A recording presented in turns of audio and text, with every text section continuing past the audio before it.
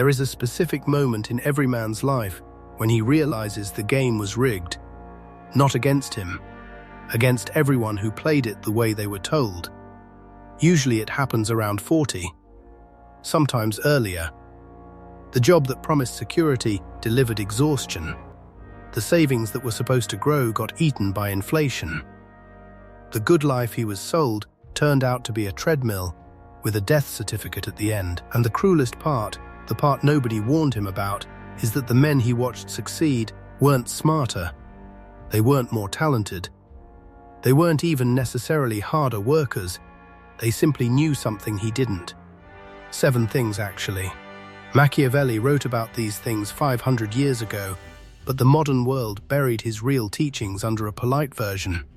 The polite version says, "Be virtuous, work hard, trust the system." The real version is colder, sharper, and almost forbidden to say in public, because once you understand it, you stop being useful to the people who profited from your confusion. What follows are 7 mindset shifts, not productivity hacks, not affirmations, 7 structural reorganizations of how you see reality. If you've felt for years that something was wrong but couldn't name it, you're about to name it. And once a thing is named, it loses its power over you. So sit with this. Don't agree too fast. Don't disagree too fast. Just watch what happens inside you when each shift lands. Let's begin with the one that will offend you first. Shift 1. Stop being useful, start being rare. You were trained to be useful. School trained you. Your parents trained you. Your first job trained you. Be reliable. Be helpful. Show up. Do good work. And here is the part nobody told you. Useful men get paid like utilities. Reliable. Replaceable. Necessary. Forgettable. The market does not reward usefulness. It rewards rarity.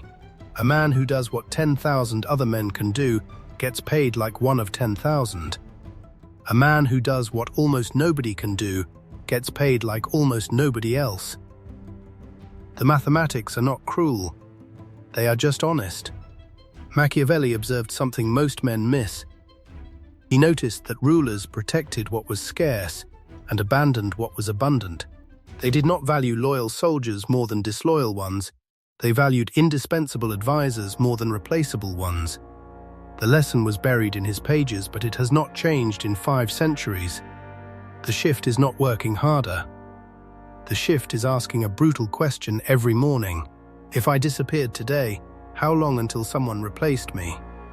If the answer is days or weeks, you are useful. If the answer is months or years, you are rare. The gap between those 2 answers, financially, is the difference between renting your life and owning it. Most men resist this because rarity costs something. You have to specialize when others generalize. You have to refuse work that does not build your specific advantage. You have to be the one who says no when everyone else says yes. None of it feels safe in the moment. All of it feels obvious in retrospect. I spent years being useful. The day I started being rare was the day my income stopped being negotiated and started being requested. That difference is everything. Shift 2. Treat comfort as the real enemy. Most men think the enemy is failure. It isn't. The enemy is comfort, because comfort kills you slowly enough that you never notice the murder. Failure announces itself. Failure shows up loudly. Failure forces a response. You can survive failure because you can see it. Comfort does not announce itself. Comfort whispers. Comfort says, just one more year at this job, just one more season of waiting, just one more delay, and you nod, because nothing is technically wrong. And the years pass. Machiavelli wrote that the most dangerous moment for any state is not war, it is peace. Because peace makes men soft, and softness makes them lose what war made them earn. The same is true of a man's life. The most dangerous period is not when things are hard, it's when things are fine. Because fine is the place where ambition goes to die quietly, surrounded by warm, familiar things. The shift is recognizing that the feeling you have been chasing your whole life, comfort, ease, predictability, is the exact feeling that is taking everything from you. The man who is too comfortable to be uncomfortable for 2 hours a day will, 20 years from now, be uncomfortable for the rest of his life. The man who tolerates discomfort while everyone else seeks ease pays a price up front and collects the difference for decades. Look at your current situation honestly. Where is comfort costing you the most? The relationships you tolerate but don't love. The work that pays just enough that you can't justify leaving. The skills you almost developed but didn't quite finish. The conversations you should have had but didn't. Each one is comfort billing you in installments. And the bill compounds. Shift 3. Money is not earned, it is captured. This one will hurt because it contradicts what you were taught your entire life. You were told that money is earned through work, honest work, hard work, consistent work. The amount of work determines the amount of money. This is the polite story. It is also, by any honest examination, false. Money is captured, it flows through systems, and the men who get rich are not the men who push the hardest against the flow. They are the men who position themselves where the flow naturally collects. A laborer pushing wheelbarrows works 10 times harder than the man who owns the construction company. The owner earns 100 times more. The difference is not effort. The difference is position in the flow. Machiavelli would call this control of terrain. He wrote extensively about how the same army on different terrain produces opposite outcomes. The lesson translates directly. The same effort on different financial terrain produces opposite outcomes. Effort spent inside someone else's structure makes you tired. Effort spent building structure that other people's effort flows through makes you wealthy. The shift is asking, every time you consider doing work, am I pushing against the flow, or am I positioning where the flow collects? This is not laziness. This is not avoiding work. The man who captures money works hard too, but he works hard at building positions, not at performing tasks. Tasks are paid for once. Positions pay forever. This is also why the conventional advice, work harder, save more, be patient, almost never produces wealth. Because the advice optimizes for the wrong variable. It optimizes for effort when it should optimize for position. A man with a mediocre position and high effort will be exhausted. A man with a great position and modest effort will be wealthy. Choose your terrain before you choose your effort. Shift 4. Be feared more than you are liked. This is the most misunderstood Machiavellian idea, so let me be precise about what it actually means. It does not mean be cruel. It does not mean be unkind. It does not mean become an enemy to the people around you. It means something subtler and far more useful. Being liked makes you a friend. Being respected makes you an option. Being slightly feared, in the sense of being unpredictable to take advantage of, makes you safe. Most men spend their lives optimizing for being liked. They say yes when they want to say no. They smile when they want to leave. They accept what they should refuse, and they wonder why people walk over them, why their salary stays the same, why opportunities pass them by. They wonder, but they don't connect it to the same trait that they've been told their whole life is a virtue. Being agreeable. Machiavelli understood that men universally take advantage of those they have already calculated will not push back, not because they are evil, because they are economical. Effort flows toward the lowest resistance. If you have low resistance, you receive the world's lowest offers. The shift is not becoming aggressive. It is becoming someone whose response cannot be predicted in advance. Someone whose yes is real because their no is real. Someone other men slightly hesitate before testing because the cost of testing might be higher than the reward of getting away with it. This shift, more than any productivity tactic, changes how money flows toward you. Because money is negotiated. And the man who is easy to negotiate against gets the worse end of every deal he ever signs. I learnt this the hard way. For years I confused being likable with being valuable. They are not the same. They are often opposites. The man who is universally liked is universally taken from. The man who is selectively respected is selectively rewarded. Choose carefully. Shift 5. Information is the new currency, and you're spending it wrong. Every man you envy financially has access to information you don't. This is the part of wealth that nobody likes to say out loud, because it sounds like a conspiracy. It is not a conspiracy. It is just how the world has always worked. There is public information, available to everyone. There is private information, available to those who put themselves in the rooms where private things are discussed. And there is silent information, the kind that is never written, never said, only understood through observation by people in the right circles. Public information pays poorly, private information pays well, silent information pays generationally. You have been taught to consume public information. News, books, courses, content, all of it free or cheap, all of it years behind reality.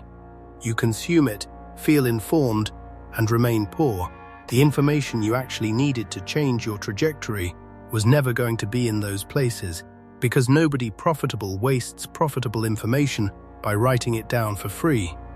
Machiavelli wrote The Prince as a job application. He was trying to get into a room where silent information flowed. He failed in his lifetime. But his understanding of the principle was correct. Proximity to power is itself a form of wealth, because proximity gives access to information that public sources never carry. The shift is recognizing that your time spent on public information is approximately zero in value. Reading another financial article, watching another business podcast, taking another generic course, you are studying what everyone else is studying. You are getting the same conclusions everyone else gets. You are competing with everyone else for the same diminishing returns. Real wealth comes from changing which rooms you are in, which conversations you can hear, which people will return your message. This is harder than reading. It is also the only thing that actually works. Shift 6. Live beneath your means until it hurts. I know this one feels familiar. Every financial guru says it, but almost none of them mean what Machiavelli would have meant by it. The common version of this advice is moderate. Spend less than you earn, save a percentage, build slowly. The Machiavellian version is harsher. Live so far beneath your means that your lifestyle becomes a weapon, not a habit. A weapon. Most men anchor their lifestyle to their income. They earn more, they spend more. The lifestyle grows like a parasite, and the moment the income wavers, the lifestyle screams. The man becomes hostage to his own consumption. He cannot quit jobs he hates because the lifestyle requires the income. He cannot take risks because the lifestyle has no margin for failure. The high lifestyle, sold to him as success, is actually the chain that keeps him in place. The Machiavellian inversion is this: your lifestyle should be cheap enough that no employer, no client, no creditor has leverage over you. Cheap enough that you can walk away from anything. Cheap enough that your time is yours, because the man who can walk away can negotiate from strength. The man who cannot walk away will accept whatever terms he is given, and the terms will get worse every year. This is not poverty. This is freedom disguised as restraint. The wealthiest men I have met look almost indistinguishable from middle-class men in their daily lives. The reason is not that they cannot afford more. The reason is that they understand that visible wealth is a tax on attention, on relationships, on negotiating power, on optionality. They refuse to pay it. Live cheap for 10 years while everyone around you spends loud. After 10 years, look at who has options and who has obligations. The numbers will not be ambiguous. Shift 7. The people you love are costing you everything. This is the shift that will hurt the most, so I'll say it slowly. You are not your own man. You are an average of the 5 or 6 people whose opinions you actually care about. Their assumptions are your assumptions. Their ceiling is your ceiling. Their fear is your fear.